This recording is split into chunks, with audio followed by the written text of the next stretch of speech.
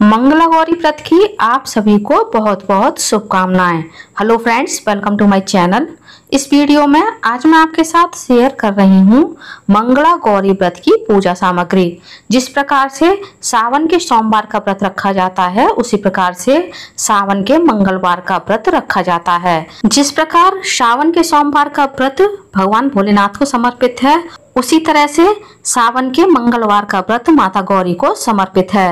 मंगला गौरी व्रत सभी प्रकार की मनोकामना पूरी करने वाला है। मंगला गौरी व्रत करने से कुंवारी कन्याओं को मनवांछित वर की प्राप्ति होती है। तो चलिए आगे देख लेते हैं हमें मंगला गौरी व्रत के लिए किस किस पूजा सामग्री की आवश्यकता पड़ने वाली है। मंगला गौरी व्रत की पूजा के लिए हमें चाहिए होगी एक लकड़ी की चौकी, और चौकी पर बिछाने के लिए हमें लेना है लाल वस्त्र। अब हमें लेना है शिव परिवार की फोटो या फिर शिव परिवार की मूर्तियाँ, क्योंकि भगवान गणेश के बिना कोई भी पूजा संपूर्ण नहीं मानी जाती है और भगवान भोलेनाथ के बिना माता गौरी कोई भी पूजा स्वीकार नहीं करती हैं।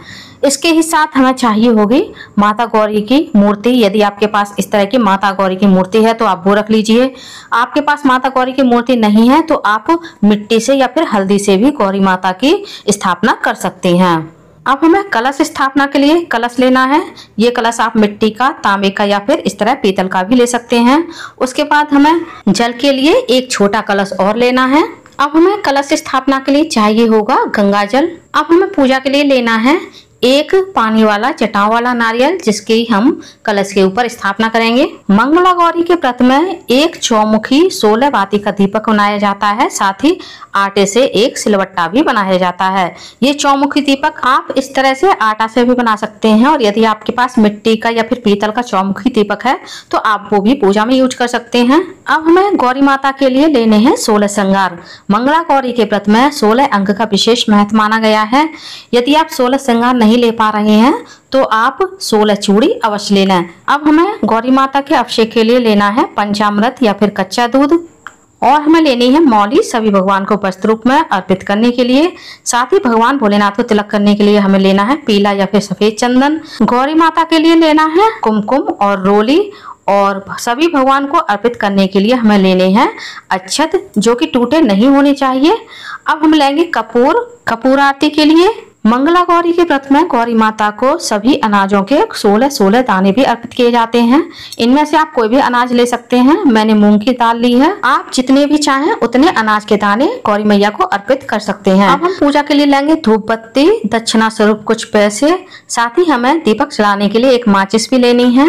सभी भगवान को लगाने के लिए हमें लेना है इत्र, और एक जनेऊ लेना है भगवान भोलेनाथ को अर्पित करने के लिए। यदि आपके पास इस तरह का जनेऊ ना हो तो आप इस तरह के कच्चे सूत से भी जनेऊ बना करके भगवान को अर्पित कर सकते हैं। अब हमें गौरी माता को भोग लगाने के लिए कुछ मेवे लेने हैं, जो कि 16 की संख्या में ही आपको लेने हैं। मैंने 16 मखाने, 16 बादाम और 16 इलायची के दाने लिए हैं। आप 16 चम्मच हलवा, 16 चम्मच खीर या फिर 16 पूरी पराठे का भी भोग इस व्रत में माता गौरी को लगा सकते हैं।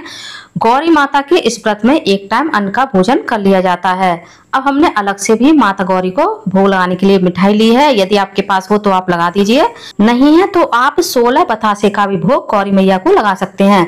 इसके बाद अब हमें गौरी माता के भोग के लिए चाहिए होंगे कुछ फल, जो कि 16 की संख्या में ही होनी चाहिए। मैंने यहाँ पे 12 खजूर और 4 आम लिए हैं। इस तरह से यह 16 की संख्या में हो गए हैं। इसी तरह से आपको जो भी फल का भोग लगाना है वो 16 की संख्या में ही लगाना है। आप चाहें तो एक प्रकार के ही 16 फल ले सकते हैं, वरना आप अलग अलग प्रकार के भी 16 फल ले सकते हैं। अब हमने कलश स्थापना के लिए आम के पत्ते लिए हैं। आप पान के या फिर अशोक के पत्ते भी ले सकते हैं, या फिर आप चाहें तो कलश पर भी 16 प्रकार के पत्ते लगा सकते हैं। इसी तरह से माता गौरी को इस व्रत में 16 प्रकार के पत्ते अर्पित किए जाते हैं। ये 16 प्रकार के पत्ते आप कोई से भी ले सकते हैं, आक के, आंकड़े के। आप चाहें तो एक ही प्रकार के 16 पत्ते भी ले सकते हैं, और आप चाहें तो अलग अलग तरह के भी 16 पत्ते ले सकते हैं। और आपको कोई भी पत्ते ना मिले तो आप केवल 16 बेलपत्र भी माता गौरी को अर्पित कर सकते हैं।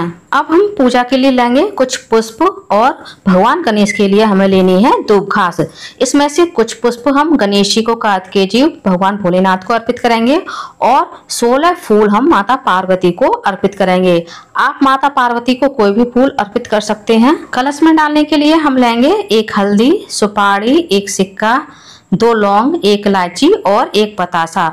मीठे के रूप में आप बतासा, मिश्री, चीनी या गुड़ कुछ भी ले सकते हैं। तो उम्मीद करती हूँ फ्रेंड्स आपको मंगला गौरी व्रत की पूजा सामग्री की मेरी ये छोटी सी वीडियो पसंद आई होगी।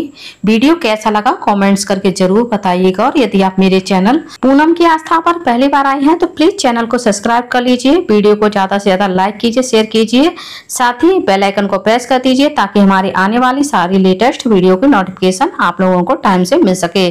कमेंट्स में गौरी मैया की जय अवश्य लिखिएगा। धन्यवाद फ्रेंड्स। गौरी मैया की जय। जय माता दी।